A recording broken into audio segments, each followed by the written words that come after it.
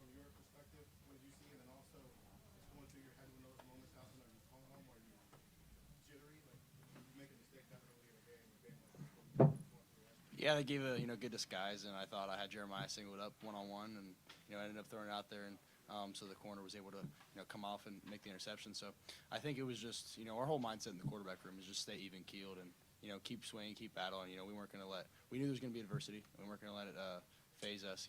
Adversity came on the second play of the game, so we got to keep battling, and I think as an offense, we just that's our whole mindset, is just keep battling.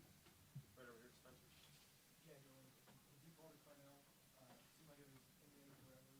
You guys finally got that kind of connection like that. How good did it feel to have him back on the field, and how good did it feel to connect on your defense to win the first time in life? Yeah, I think having Jeremiah and Carnell back, it was awesome to have those guys out there, and he ran a great route, and I feel like the whole sideline was like, just kind of waiting on it in the air. It was hanging up in the air for a little bit, but he made a great catch, and just having those guys back is awesome because they're such elite receivers. Julian, I'm curious what it's been like over the course of this last year, knowing how important this game was, also trying to make it routine, and then the celebration at the end with the band, the guys just knowing you were on the ground. What was that celebration like? Yeah, I think it was awesome. Just because when I first got here, I was taught the tradition of this and how much it means to Buckeye Nation, how much it means to the state of Ohio. So we definitely want to take it routine based and 1 week at a time. But we knew this was coming, and it was awesome to have our fans there. And we ended up clearing out the stadium, having all red out there. So it was awesome. All the way in the back, Ted Hope. I think they had 108 rushing yards in the second quarter. I think they finished with 100. What was it that made the difference for you guys after those first few drives to really shut down their run game? Just consistency. I mean, just playing the game that we play and just keep fighting every quarter. And we knew we were going to have to win in the second half, and I feel like that's what we did. Step up. Julian, we've heard even throughout the offseason how comfortable the guys felt around you. They felt like you had kind of a calming presence when you were in the huddle. Has that felt like that always for you this season? Were there moments, whether it's Texas or just games early on, where you felt some jitters and you kind of grown in that area? Or is that something that you feel like since day one has been something you've possessed? I feel like that's something I've tried to keep consistent throughout the whole season and keep from day one. And I think as an offense, a lot of the guys on our offense are very calm, and we're not ones who are going to get fazed by a little bit of adversity. We're going to keep swinging, and that's really our mindset. Is that's what Coach Hart and they've instilled in us. Tony. Okay, just your thoughts on getting this win in your last season? I mean, it's definitely something I'll always remember. I mean, it's great to come up here and do it too. So, I mean, I'm definitely excited about that. And, I mean, next week's my first time playing in that one too. So we got more to do. A lot. Definitely a lot. Julian, I call you the California kid. I mean, you're the surfer and all of that. You think you earned some Midwest cred today coming up here and winning this game in these conditions? It was funny, like around the second or third quarter, I was kind of looking around and seeing all the snow coming down, and I think I told some teammates, I was like, this looks pretty cool. It's pretty fun. Like just seeing the snow on the ground, and I think we practiced and tried to prepare for this weather and get acclimated to it. I think the guys did a great job. Julian, you haven't had to face a ton of adversity because of the way the offenses play, the defenses play. Early on in the game, when you throw the interception, you're down 6-0. What's going through your head? What's going through the conversations on the sideline as you're trying to get back in? Yeah, we put our defense in a really bad spot with that interception, and they ended up forcing 3. So I think it was just no panic, and we're only down 6. Hey, let's go down and score, get 7, and take the lead. And credit to our defense, obviously, man, they played great all game, and to hold them to 3 there really just gave us a lot of confidence as an offense. Spencer.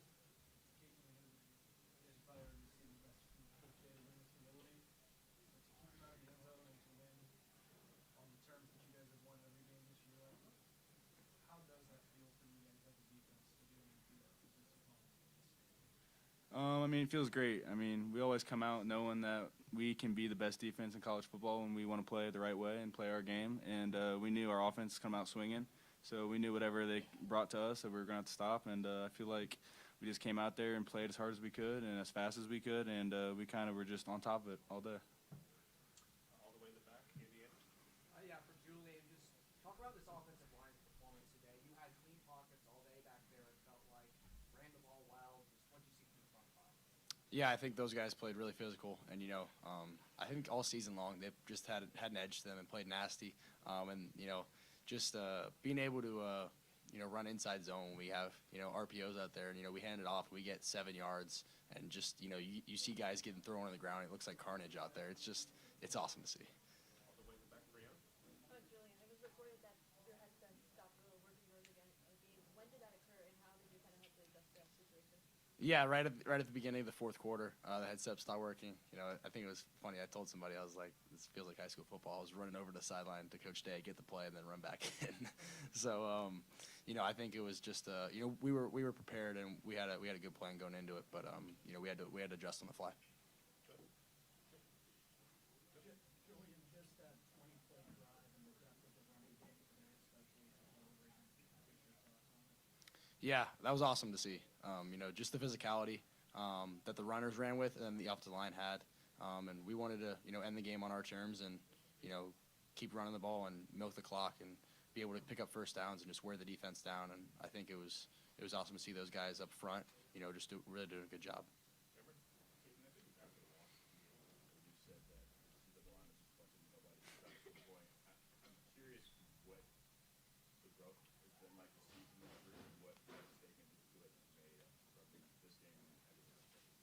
I feel like we still have that mentality. I mean, obviously, we kind of know what we've done, and we know what we can continue to do. So we just got to keep having that mentality and keep fighting every day and just get better every day. Kate, we've heard from a lot of players talk about the level of play that Julian Sayin has put out there. Do you think he should be the Heisman favorite, and what do you think he proved today? I mean, duh. But he's just such a great player, such a smart player. He knows how to win, and I feel like that's no much more. So you just got to keep continuing to do it. What was the second coldest game you've ever played in besides this one? How much colder was this and the conditions and anything? Probably high school football. It was like 50 degrees in high school football. It wasn't like this at all. So I would say it's not there was not similar at all. So I think just the practice throughout the week and being able to prep and having a good plan for it, and being able to keep the hands warm and keep the just keep the body warm. Julian, you're good. Thank you. Good. Appreciate it. Okay,